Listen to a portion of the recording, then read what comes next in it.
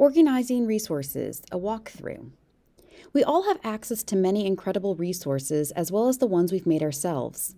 My first step towards a self-paced classroom was to organize all of these resources.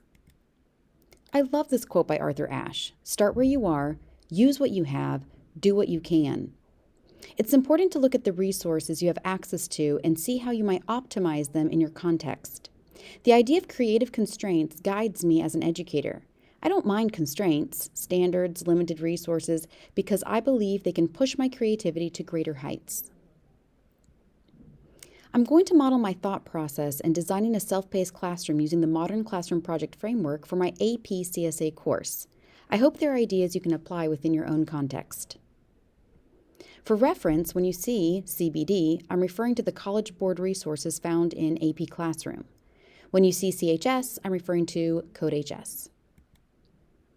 I started by typing up all the resources I was using in class. I began to think how they could be used and categorized within the MCP framework.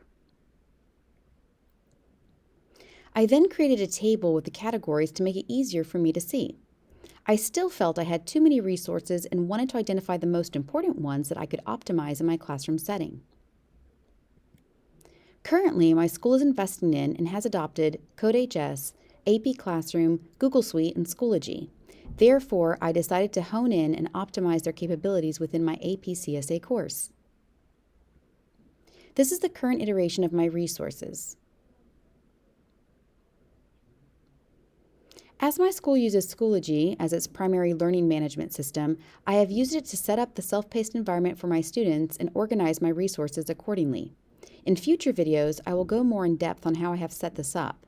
Right now, I'm showing an overview of how it can be used. Every unit is a folder. Within the unit, the topics being studied are set up as subfolders. Inside each subfolder, or topics, you will find the must-dos, should-dos, and aspire-to-dos. Here's an example of a must-do, where students will be taking Cornell-style notes on their topics of study. Students will practice programming in a Sandbox environment. I'm using CodeHS, but there are many other wonderful IDEs and online platforms that could be explored.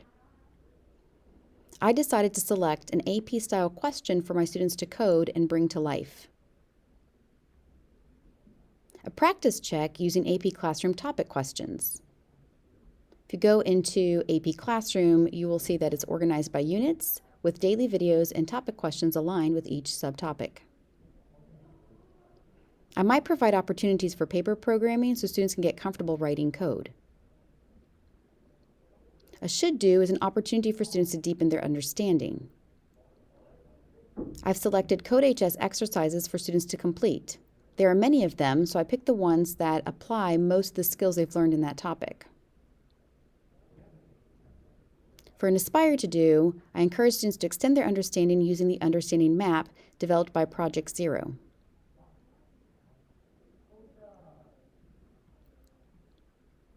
Mastery checks come from AP Classroom progress checks. You can find those at the very bottom of every unit in AP Classroom. What resources are you using and how might they be organized for use within a self-paced environment?